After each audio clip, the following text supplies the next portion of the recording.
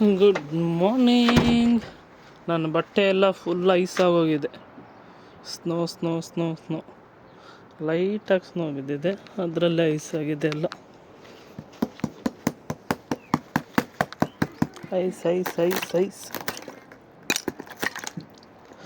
ಬಟ್ಟೆ ಹೇಗೆ ಐಸ್ ಆಗಿದೆ ನೋಡಿ.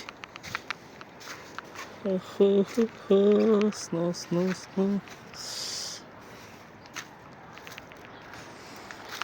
ಇದೆಲ್ಲ ಸ್ನೋ ಆಗೋಗಿದೆ ಕಾರ್ಪೆಟ್. ಮತ್ತು ಫ್ರಂಟ್ ನೋಡೋದ ಹೇಗೆ ಐಸ್ ಆಗಿದೆ ಅಂತ.